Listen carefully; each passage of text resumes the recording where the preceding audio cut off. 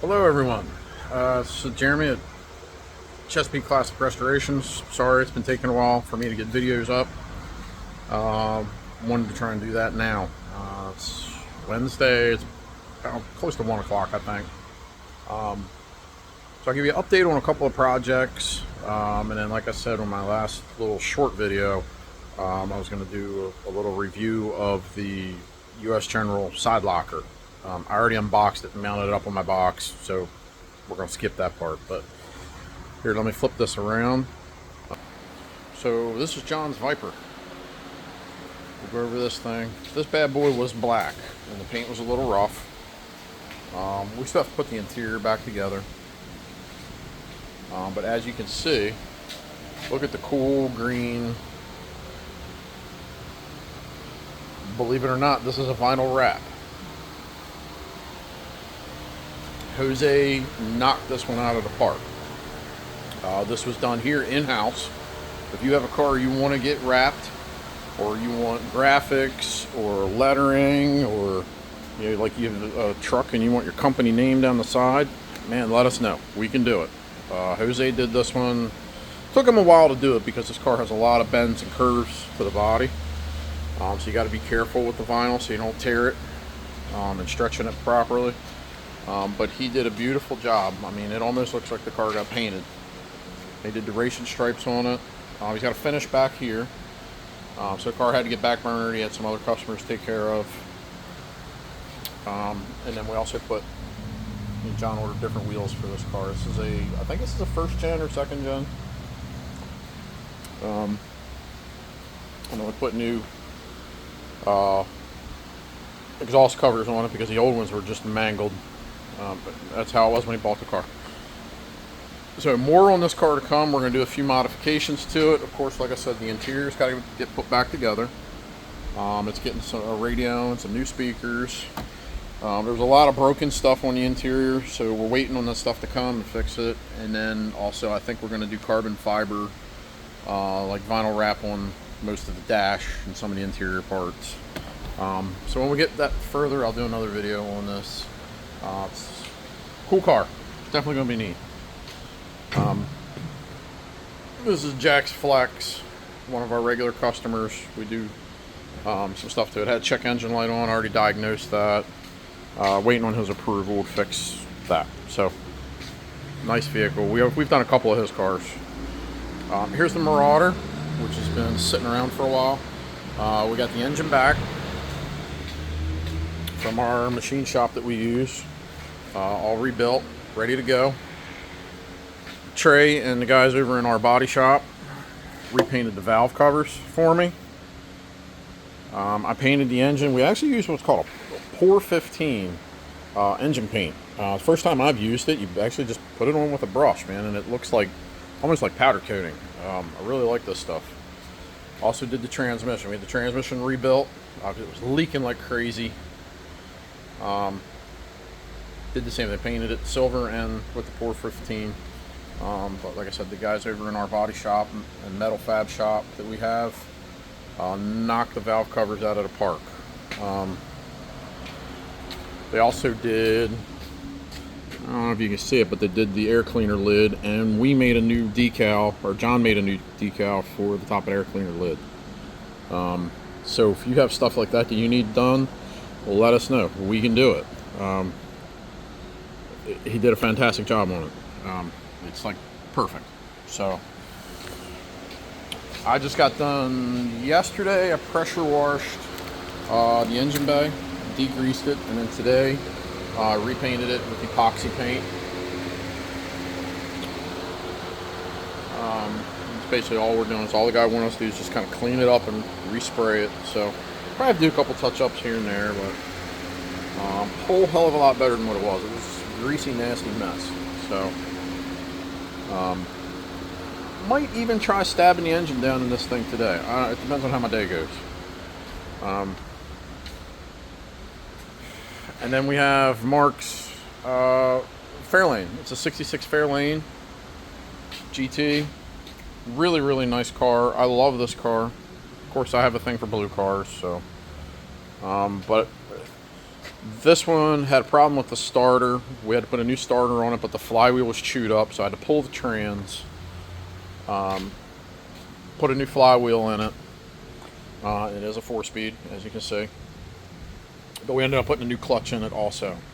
Because this is an older gentleman. He was having a hard time driving it with the clutch that was in it, because it was a heavy-duty center force with it. It had like a full face. I'll show you the parts. I still have them. It was like a full face clutch on one side, and then it had like the puck style friction material on the other side. And it was really, really hard to push the clutch pedal in. And he didn't want anything like that in it anymore. He just wanted to be able to drive it easily. So we just basically put a stock replacement clutch in it. I also had to reseal the intake because it was leaking oil, and the valve covers. We ended up putting a Performer RPM intake on it, and I'll show you why. Anyone that has to ever have to do this, like I said, that's a nice car. Oh, and the Austin. This is going to be a long-term project. John got the brakes done on it. We also got a new rack mounted in it. We have a new steering column coming because we don't like the steering column that was in it. We had like a GM style column. The way it was in there, it just didn't fit right. If anything would have happened, you would have had a hell of a time getting in and out of this car. You know, like if you happen to race it and flip it or something. Because there are just brackets and crap everywhere, and it was just ugly. So we're going to end up, we got to put the brake pedal and the master cylinder here, and then of course obviously the gas pedal's got to go here in the column. We're going to end up cutting this out and probably making a box and pushing everything out into the engine bay a little bit more. As this progresses, I'll do some more videos and at least pictures or something of it as it goes along. A lot of stuff we got to do in this car because there's a lot of things that were done just poorly. But also it's an old car and things have been cut, changed, chopped, modified over the years, and you know, it was just done the way it was done. Over on this side here, we're going to end up putting vintage air in this car, so we're going to have to fabricate some stuff and try and push the box as far into the firewall as we can. And we're limited on room because it's got a gigantic big block Chevy engine in it.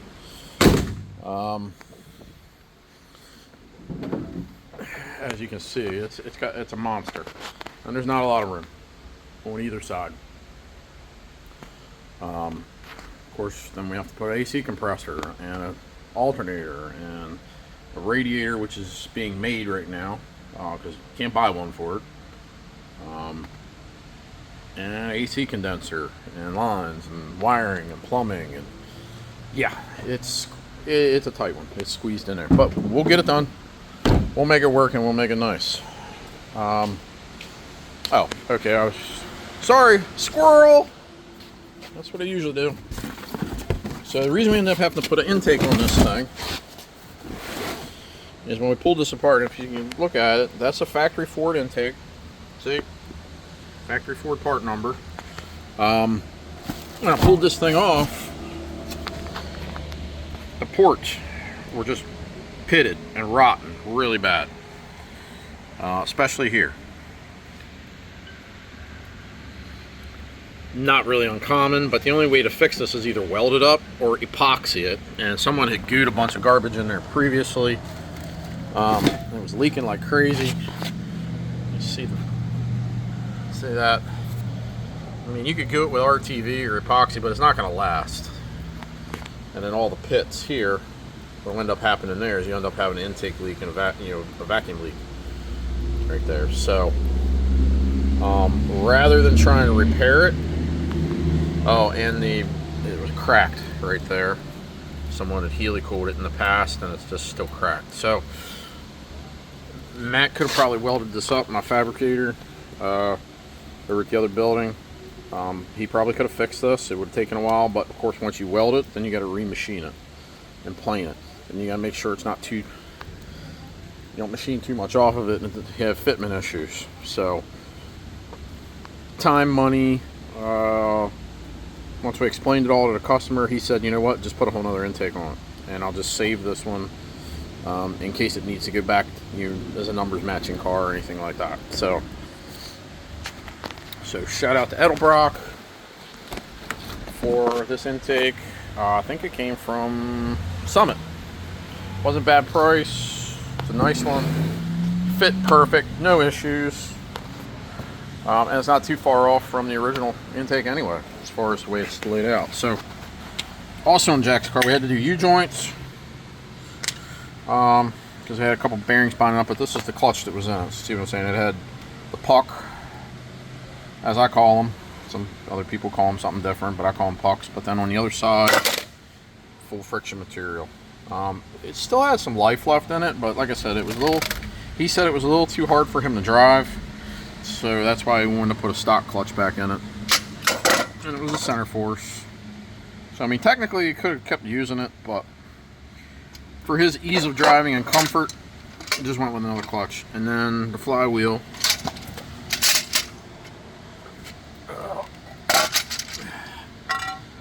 Had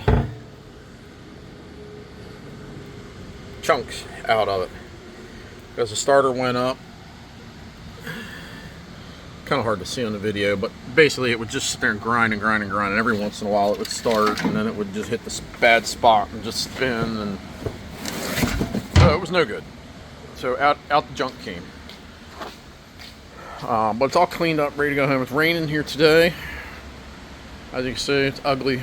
So we're not putting this car outside. I'm not putting this one outside either. I had it out there yesterday, pressure washing. And let's see, what's next? Oh, the VW bus. We're gonna start putting this one together. As soon as I get an open lift, it's going on the lift, and here's the engine and trans all put together. It's got a new clutch, flywheel, and everything in it. Well, actually, flywheel came with the engine. I forget the name of the company, but we bought this engine complete from a company out in California. They shipped it out here to us. She wasn't cheap, but they sent us a video of it running, and man, it sounds good. So we're gonna get that in. I'm going to get it in, and once it's done, it's going over. John's going to start wiring the thing, because it has to the bus needs to be all rewired. As you see, the boxes and boxes of parts. It's just loaded with parts. And then that's what we're doing. So, what else we got? Our little Datsun, our '66 Fair Lady Datsun. My young guy Caleb, who just started with us, he's putting parts on it. He's redone the brakes, redone the steering and suspension in the front. Rebuilt the control arms, new bushings, new ball joints, springs, shocks, tie rods, center link, other tie rods, pitman arm, like everything. He's working on the brakes, pads, rotors, wheel bearings, calipers. And the calipers are weird because it comes this piece and this piece, so it's a weird setup. We got the gas tank out. We have that at a place getting repaired and sealed, because she was leaking pretty bad. Don't want to weld on a gas tank. It'll explode in your face. So I think what they do is they put it in something and they bake it and cook it, get all the nasty stuff out of it. Plus I had a lot of sediment in the bottom of it. And then they'll go back, once it's clean, fume free, weld it up, or they'll put a sealer inside of it, make sure it's okay. Waiting on that. Then we got to do the rear brakes on. We got to do wheel cylinders and everything on the back of it. And man, let me tell you, parts are hard to find on this little car. So it's a Datsun 1600. Cool little car. Parts are like non-existent on it. So we got this Land Rover diesel, has no clutch, so Caleb's putting a clutch master and a slave cylinder because they're leaking or not working. He's in the process of doing that. So where are we at? Yeah, this is some of the parts going in the Austin here. Some. We still got more to go. So we're still gonna have to do Complete wiring harness kit in it. Excuse me, the air compressor just kicked on.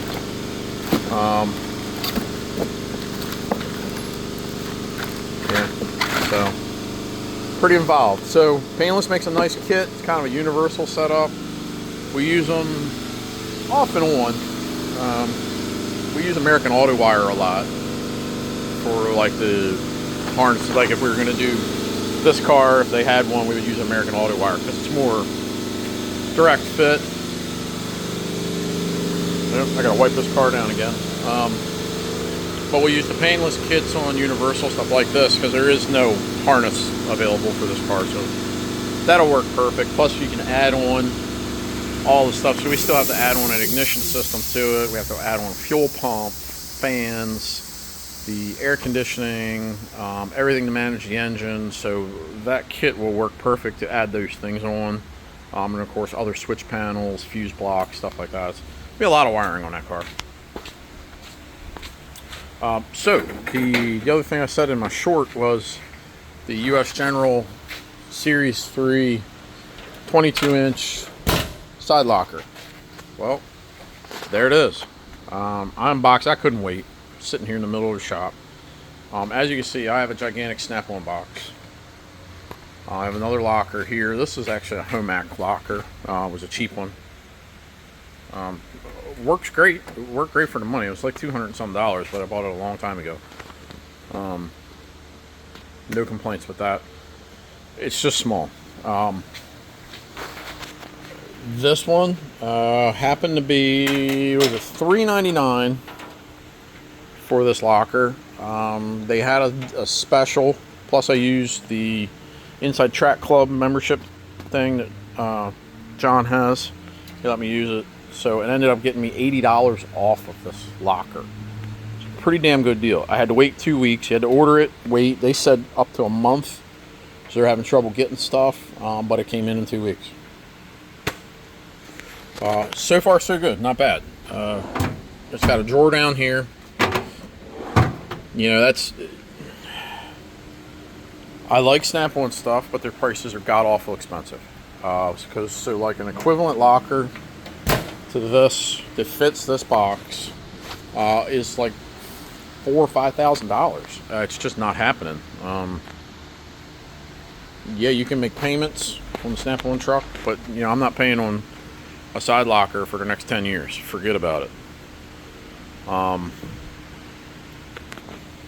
So for the money, I think it works great.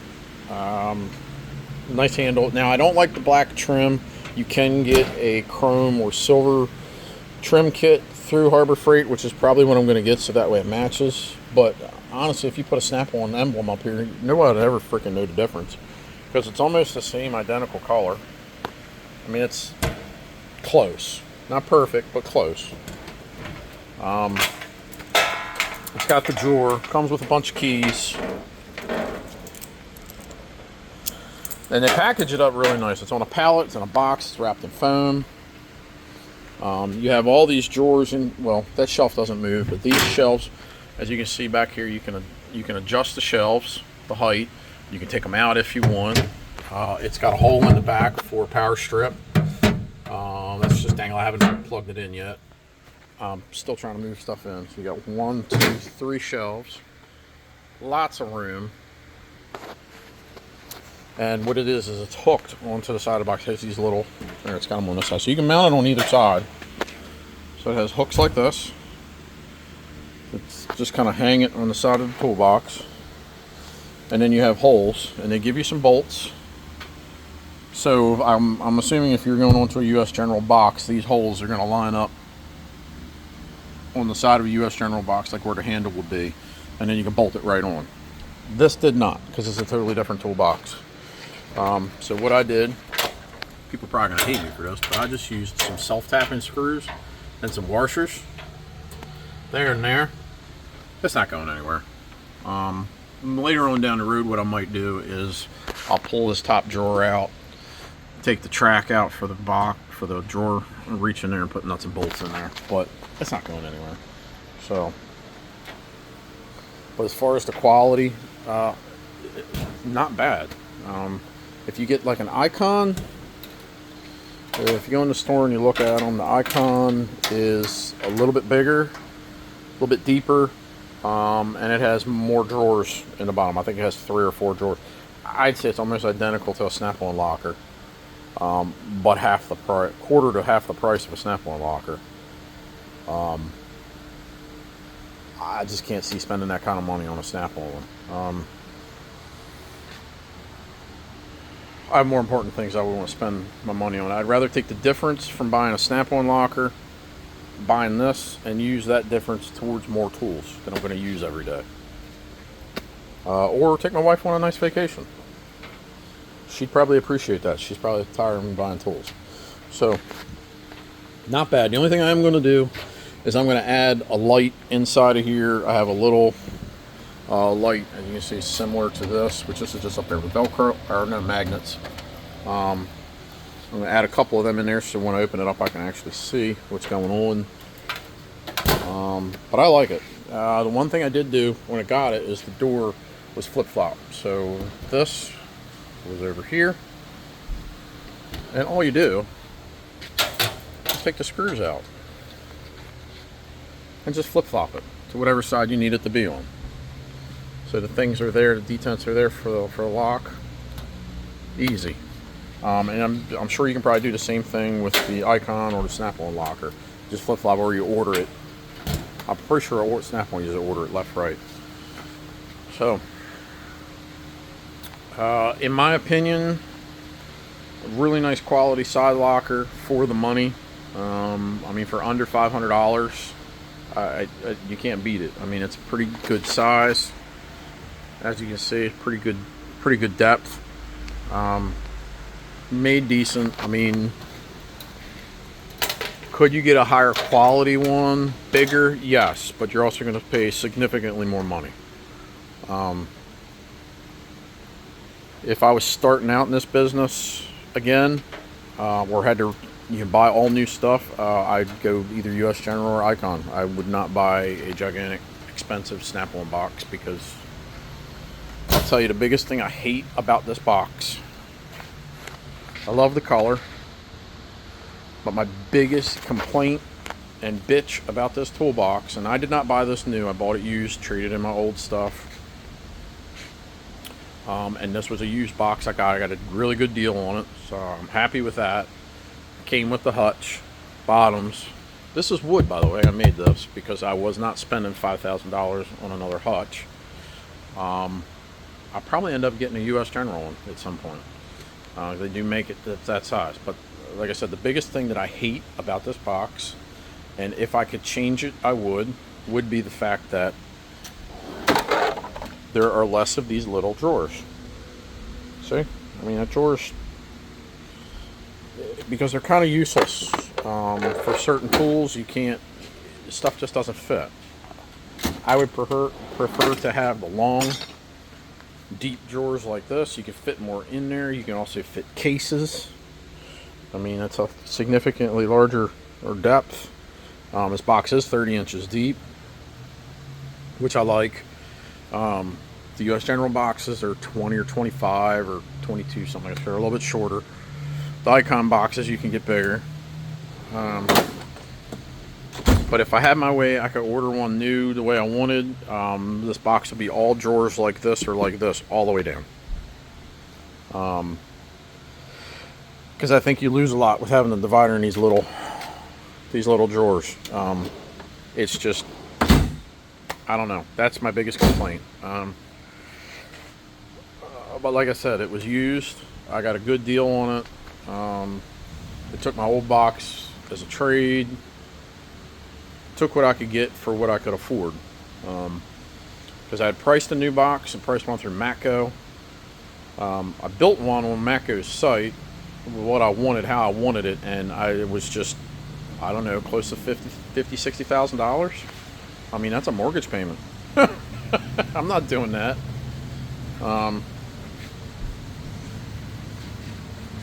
So you make do with what you got. But the cool thing, someone getting into the business or starting out or upgrading from something old, get something and just add on as you can. That was basically what I did. I added on that. Now I'm adding on that. Eventually I'll probably put another hutch, or maybe I'll do away with this and get a top box for it. I don't know. Right now it works and it functions for what I need.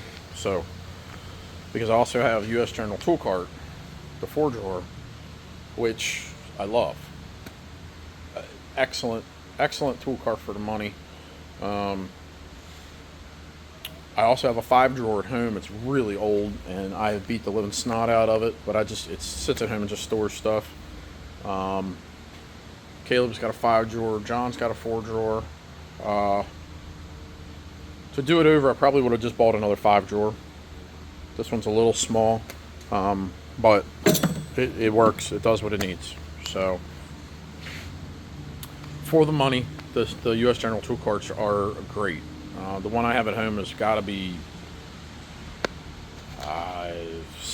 18 years old. It was one of the original red ones, and it's taken a beating. Now, of course, I've added on things.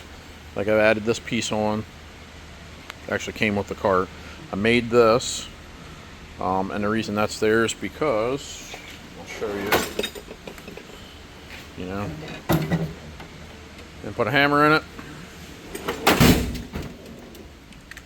Or you can take your impact gun, put it in there like that.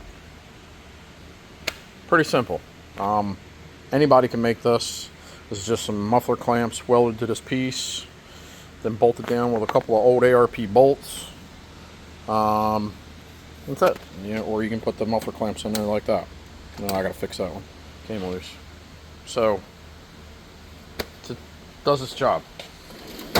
Now, I don't get anything from U.S. General or Harbor Freight for giving this review. It'd be nice if you guys would send me something. It'd be really cool. But I'm just honest about tools. The other thing I would say for young people starting out in the business is don't put yourself in extreme debt getting on the Snap-on truck or Mac or Maco. And they're going to hate me for this because they're trying to make money like anybody else. But back in the day when I started over 30 years ago, all you had was the Snap-on guy coming around. But we also had Sears.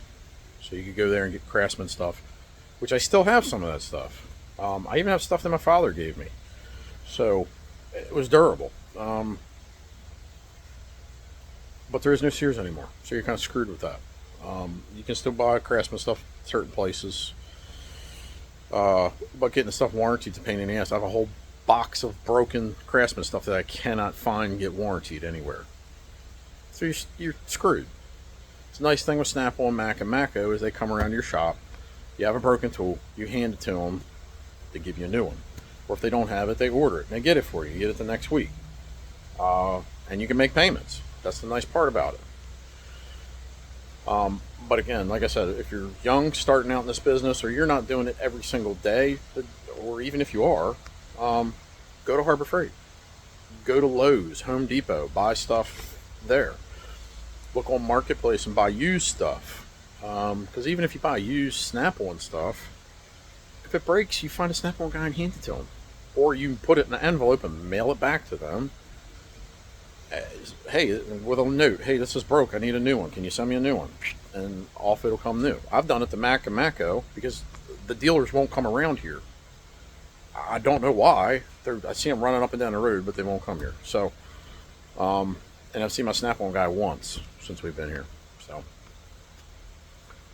guess they're just not interested in buying and selling tools. Oh well. But like I said, if you're young, starting out, don't put yourself in super big debt. Buy some Harbor Freight stuff, use it for a while, and as it wears out, breaks or lose it, when you want higher quality stuff, then start purchasing other stuff little by little. To do it all over again, now that there is a Harbor Freight and there are Lowe's and stuff like that, we didn't have that there was no Lowe's when I started out, not in this area. That's what I would do. I wouldn't buy a gigantic Snap-on box. I'd go buy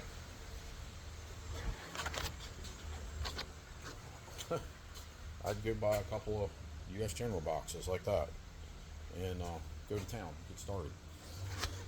because, like I said, for what you pay for those, it's a no-brainer. They're really good for the money. Well, anyway, that's our video for today. We'll get another one out here soon. There's some other projects in the other part of the building. We're doing a convertible top on a Mustang. Waiting on stuff to come back for the old 41 Caddy. One of the cylinders. One of them got fixed. The other one got rebuilt. Had an issue. Had to go back. I don't know exactly. I'll find out. I think it just didn't fit right or was leaking or something like that. So I'm waiting on, as usual, waiting on parts. A couple other cool things up there. That's it. Thank you. Shoot me, like and subscribe, and shoot me some comments. See if any of this info that I've given you is cool. Let me know if you want any more technical stuff. And again, I apologize for taking so long to do videos. I've been super busy, just haven't had time. We'll try and get that stuff done. Oh, forgot the Corvette, the blue Corvette that we had to pull the engine out, send it out, and have it rebuilt. Hopefully we'll have that back in a couple of weeks. You had to put all new liners in the block and a crank. Crank's got to go out and be balanced. That's going out.